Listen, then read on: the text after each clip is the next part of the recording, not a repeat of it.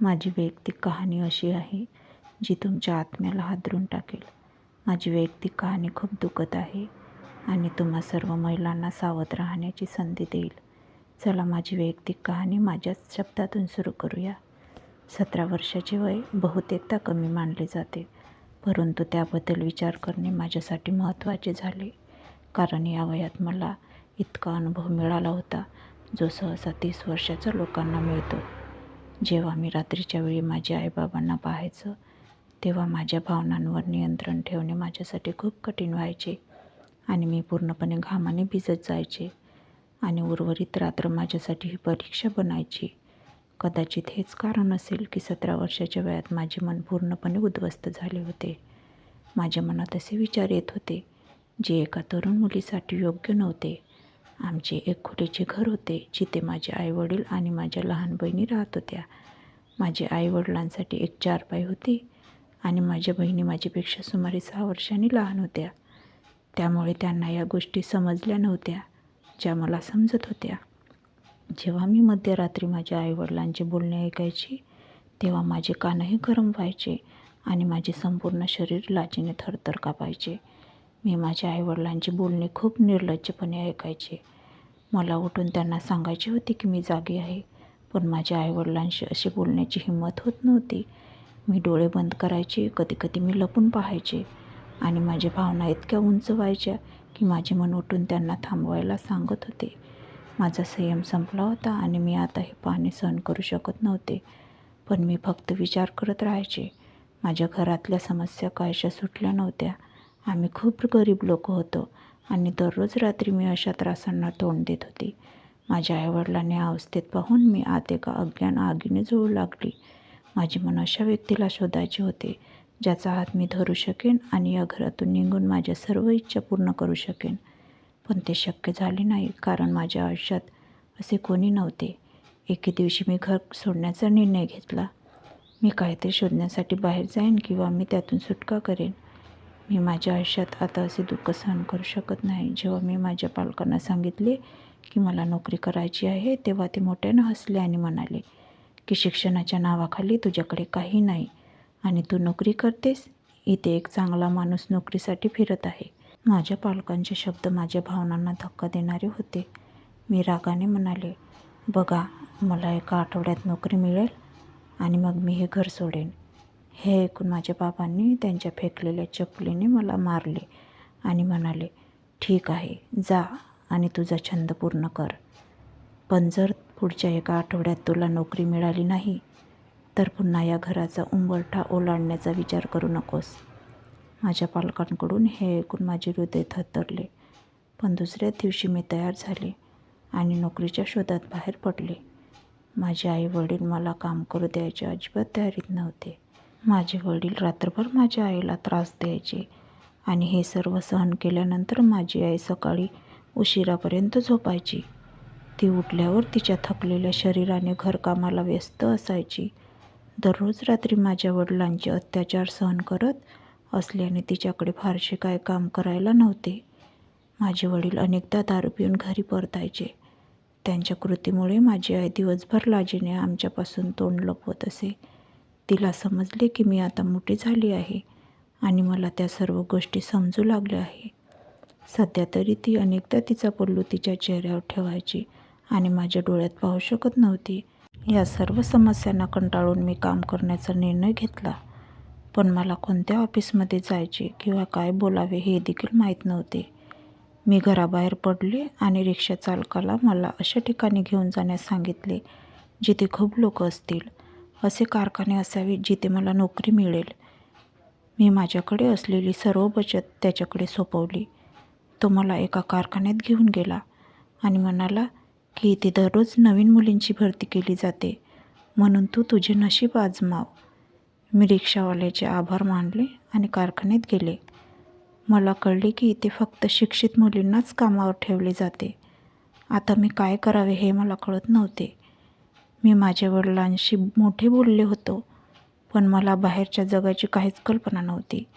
शेजारी एक मुलगी राहत होती. ती कदाचित इथेच कुठेतरी कारखान्यात काम करत असेल. मी तिच्याशी गप्पा मारल्या. तिने मला या कारखान्याचे नाव सांगितले. मी रिसेप्शनवर बसलेल्या एका मुलीला माझ्या बॉससोबत मीटिंगची व्यवस्था करण्यास सांगितले. मी स्वतः त्याला माझ्या समस्या सांगेन. माझे ऐकल्यानंतर त्या मुलीने माझ्याकडे काळजीपूर्वक पाहिले आणि मग म्हणाली की बॉस सर्वांना भेटत नाहीत. माझ्या डोळ्यात पाणी आले, पण तिने मला भेटू दिले नाही. तिला माझी दया आली नाही. मी बाहेर जाणार होते तेव्हा माझी नजर एका मोठ्या गाडीवर पडली. तिथं मला पॅन्ट कोट घातलेला एक उंच आणि रुंद माणूस उतरताना दिसला. मला खात्री होती की हा माणूस या कंपनीचा मालक आहे. तो सुमारे 50 वर्षाचा होता आणि माझ्या वडिलांपेक्षा थोडा मोठा होता. त्याला पाहून मला माझे वडील आणि ते माझ्या आईला काय म्हणायचे ते आठवले. मला खात्री होती की या वयात भावनावर नियंत्रण ठेवता येत नाही. म्हणून मनात एक विचार करून मी माझा दुपट्टा समोरून काढला आणि मान थोडी खाली सरकवली. माझे केस उघडले आणि त्यांच्याजवळ आले. मला कोणत्याही किमतीत ही नोकरी मिळवायची आहे आणि कोणासोबत तरी राहायचे आहे. मी त्याच्याशी हळुवारपणे बोलले आणि म्हणाले, साहेब कृपया माझे ऐका. त्या माणसाने माझ्याकडे खोलवर पाहिले, नंतर माझ्याजवळ येऊन त्यांच्या गार्डकडे पाहिले. गार्ड म्हणाला, साहेब ही मुलगी इथे कामासाठी आली आहे.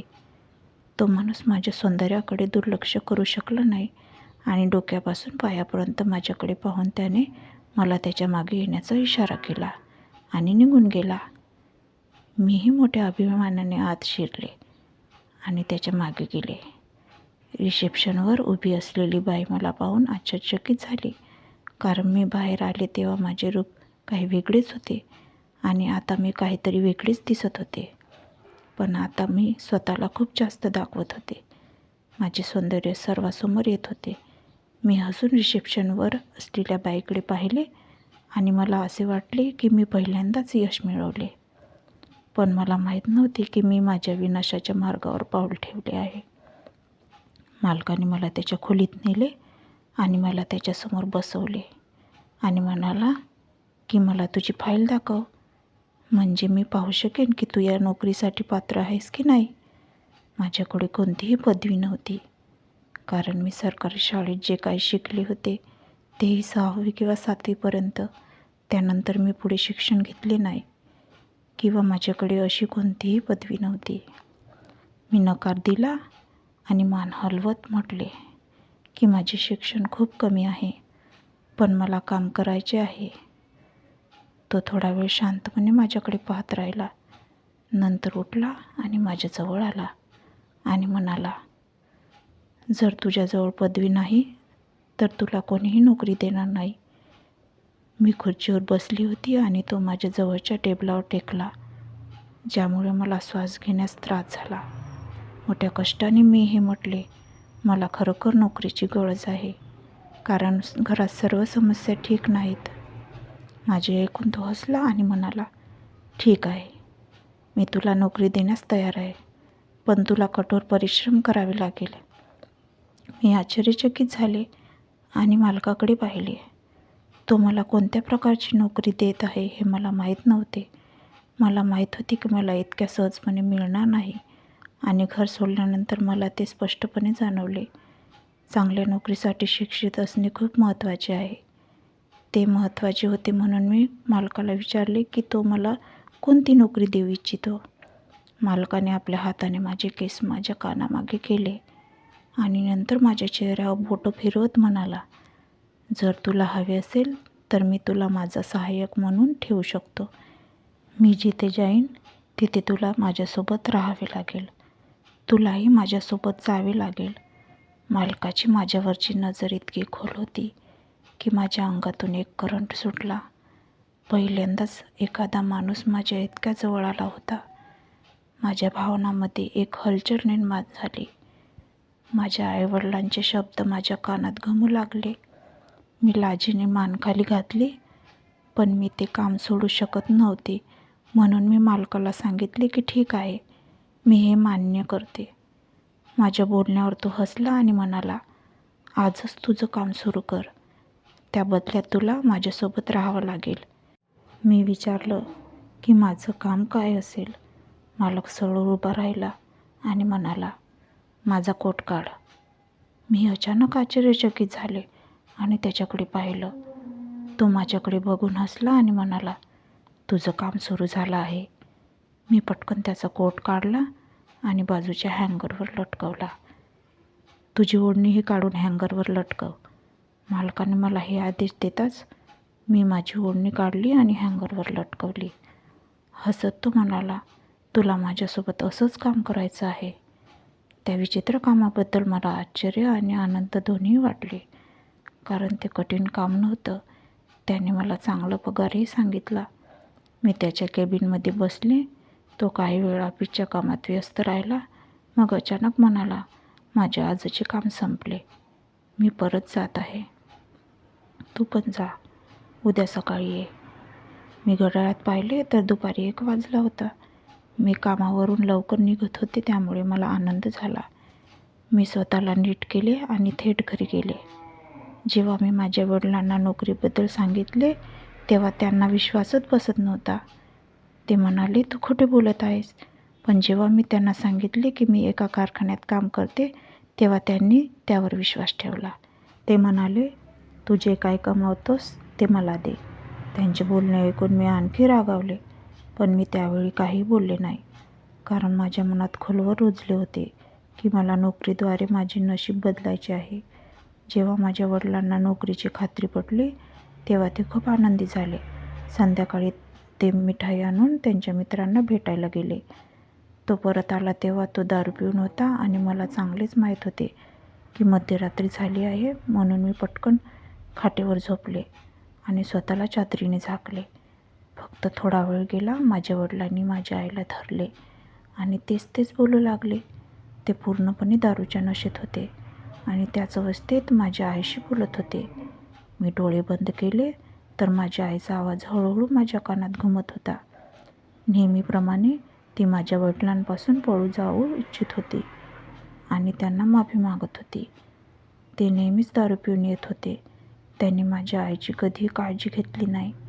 माझी आई प्रत्येक रात्र या चिंतेत घालवायची.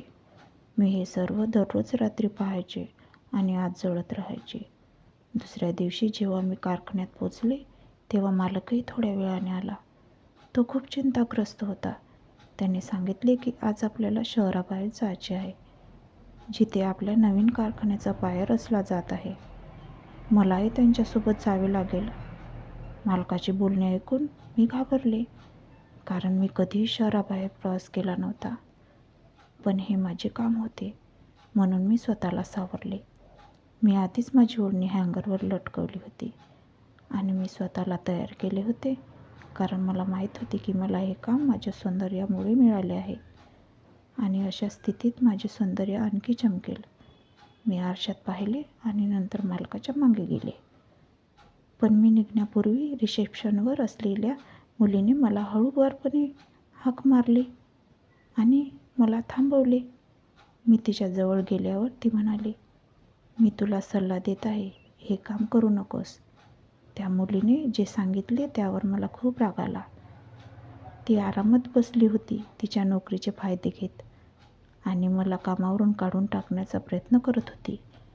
मी तिच्याकडे रागाने पाहिले आणि निघून गेली.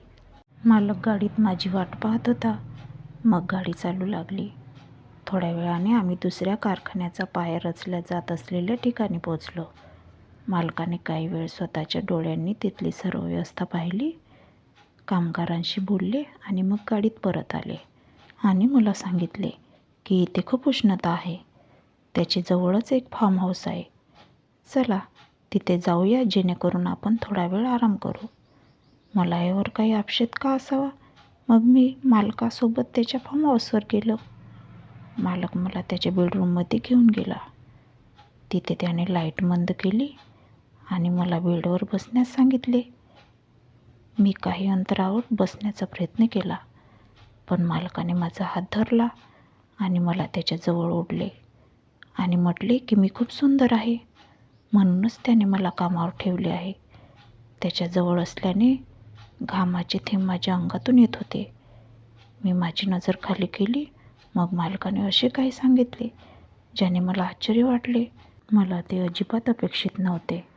माझ्या नोकरीच्या दुसऱ्या दिवशी त्याने माझ्यासमोर त्याच्या भावना कबूल केल्या आणि सांगितले की तो माझ्याशी लग्न करू इच्छितो. तथापि त्याने अट घातली की मी लग्नाबद्दल कोणालाही सांगू नये. त्याने सांगितले की आमच्यात वयाचा मोठा फरक आहे, त्यामुळे लोक गप्पा मारतील. तथापि मालक खरोखर माझ्या प्रेमात पडला होता.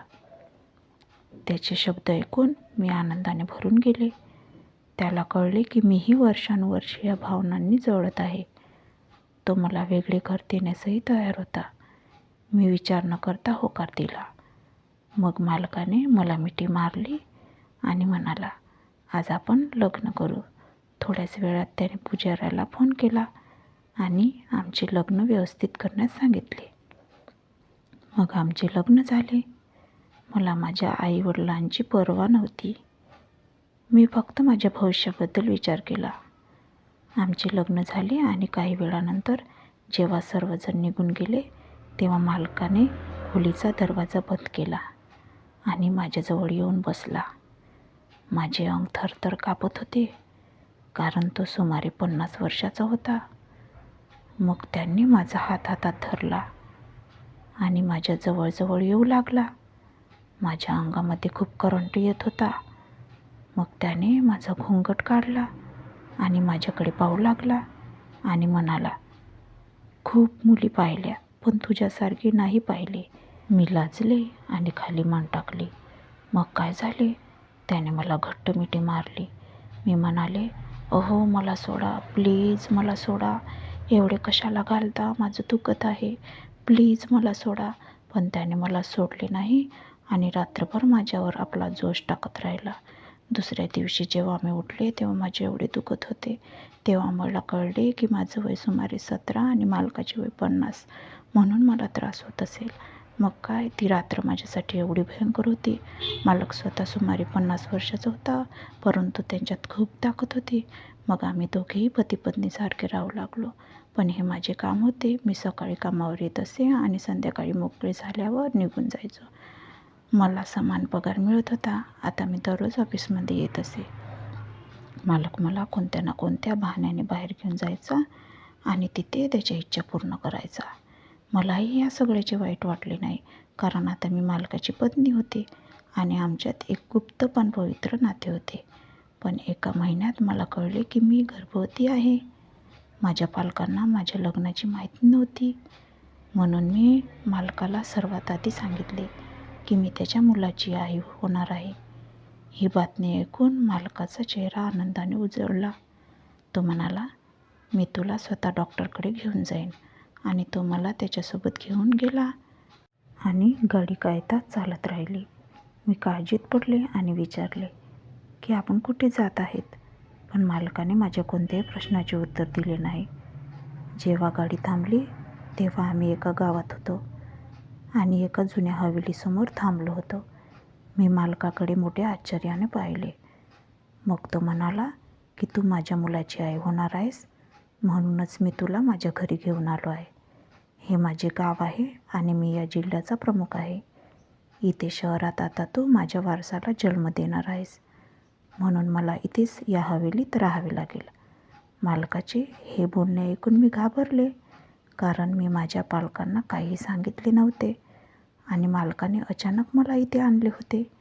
आम्ही दोघेही हवेलीत प्रवेश करताच मालकाला पाहून 3 वृद्ध महिला हात बांधून त्यांच्या जवळ आल्या आणि म्हणाल्या, जर तू येणार होतास तर तू आम्हाला आधीच कळायला हवे होतेस. आम्ही तुझ्या आगमनाची तयारी केली असती. त्यापैकी सर्वात मोठी महिला माझी आई आहे आणि इतर दोघे माझ्या बायका आहे. त्यांच्याकडून हे ऐकून मला पूर्णपणे धक्का बसला, कारण मी त्यांना याबद्दल कधीही विचारले नव्हते. पण त्यांनी मला एकदा सांगितले होते की मी अजून लग्न केलेले नाही आणि माझा त्याच्याशी काही संबंध नाही. पण आज मला खूप वाईट वाटत होते. मालकाने त्या तिघांकडे पाहिले आणि म्हणाला, ही माझी पत्नी आहे आणि ती माझ्या मुलाची आई होणार आहे. आजपासून ती या हवेलीत राहील. तिघांनीही माझ्याकडे आश्चर्याने पाहिले. या दोन्ही बायकांनी मला मूल होण्याचा आनंद दिला नाही. मी तुझ्याशी लग्न केले आहे, आता तू माझ्या वारसाला जन्म देणार आहेस. त्यांच्या आईला आणि दोन्ही बायकांना पाहून माझी प्रकृती आणखी बिकट झाली. तिघेही रागाने बोलत होते. आमच्या कुटुंबात खालच्या जातीच्या मुलीशी लग्न करण्याची प्रथा नाही, म्हणून तू एका शहरातील मुलगी आहेस. आम्हाला तिची जात किंवा तिचे घर माहीत नाही. मग तू कसे म्हणू शकते की ती या हवेलीच्या वारसाला जन्म देईल? मालकाने उत्तर दिले, मी तिला कायमचे माझ्याकडे ठेवणार नाही. ती एका मुलाला जन्म देईल आणि मूल फक्त या हवेलीत राहील आणि ही मुलगी माझ्याकडेच राहील आणि कोणालाही हे कळू नये मी तिसऱ्यांदा लग्न केले आहे. अन्यथा मला या जिल्ह्यात पुन्हा मते मिळणार नाहीत. तुम्ही तिघींनीही याची काळजी घ्यावी आणि या मुलीची काळजी घ्यावी. या मुलीला 9 महिन्यासाठी इथे सोडत आहे. त्यानंतर ती मुलाला जन्म देताच मी तिला इथून घेऊन जाईन. ती मूल तुम्हा तिघांच्याही मांडीवर असेल. अशा प्रकारे कोणालाही ते कळणार नाही आणि माझा वारसही या हवेलीत वाढेल. मालकाकडून हे ऐकून माझ्या पायाखालची जमीन सरकली, कारण त्याच्या स्टेटससमोर मला बोलण्याची हिंमत झाली नाही. पण भीतीने मी एक गोष्ट बोलले की साहेब, जर मी तिथे गेले नाही तर माझ्या आईवडिलांचे काय होईल? मालक म्हणाला की तुम्ही तुमच्या घराची चिंता सोडा.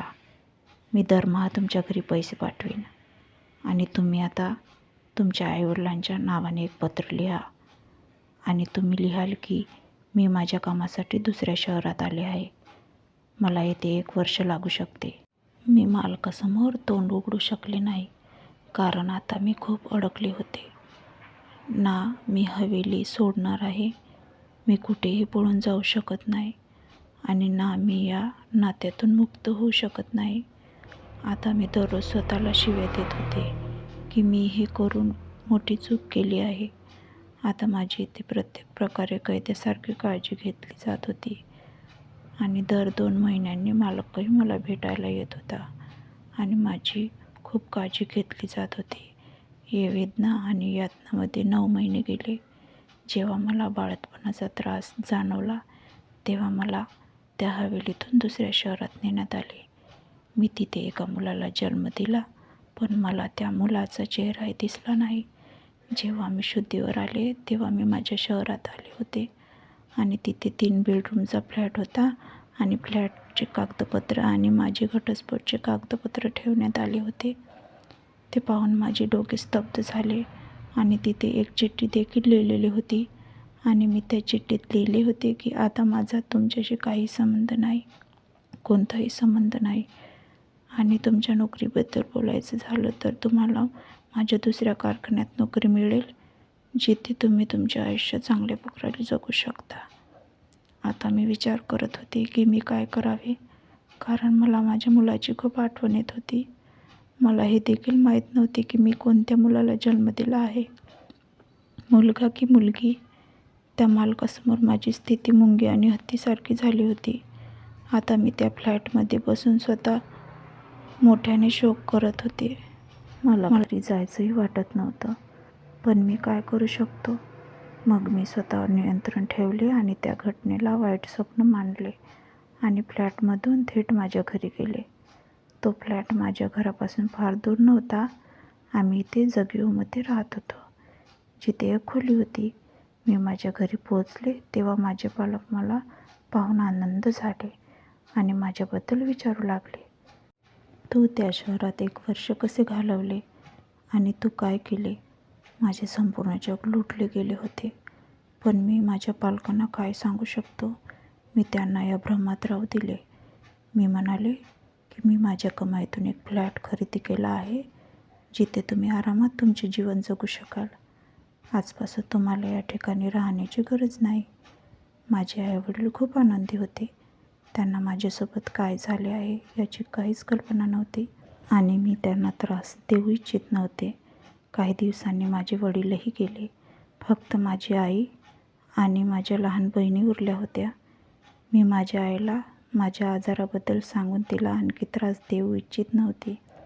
काही दिवस विश्रांती घेतल्यानंतर मी मालकाच्या दुसऱ्या कारखान्यात नोकरीसाठी निघाले. मला तिथे नोकरी मिळाली, पण माझ्यावर आणखी एक समस्या आली. तिथल्या कामगारांकडून मला कळले की या कारखान्याचा मालक मरण पावला आहे आणि हा कारखाना त्याच्या बायका चालवत आहे. मला कधीही मालकाच्या पत्नीला सामोर जायचे नव्हते, कारण जर त्यांना कळले की मी त्यांच्या कारखान्यात काम करत आहे तर हे मला माझ्या नोकरीवरून काढून टाकतील. मला प्रत्येक क्षणी माझ्या मुलाची आस असते. ज्या व्यक्तीची माझे नाते होते तो आता या जगात नाही. आता मी माझ्या मुलाला कसे भेटू शकतो? माझ्याकडेही कोणतीही पुरावा नाही. माझ्याकडे घटस्फोटाचं कागदपत्र आहे. त्याशिवाय कायदा मला माझ्या मुलाला भेटण्याची परवानगी देईल का? तुम्ही मला कमेंटमध्ये सांगा. जर तुम्हाला आजची कहाणी आवडली असेल तर व्हिडिओ नक्कीच लाईक करा आणि तुमच्या मित्रांसोबत शेअर करा. आणि हो, जर तुम्ही अजून आमच्या चॅनलला सबस्क्राईब केले नसेल तर नक्कीच सबस्क्राईब करा. उद्या आपण एका नवीन मनोरंजक कथेसह भेटू. तुमचे प्रेम आणि आपुलकीची माझ्यावर नेहमीच राहू द्या. मित्रांनो, सर्वांना माझ्या प्रेमळ शुभेच्छा.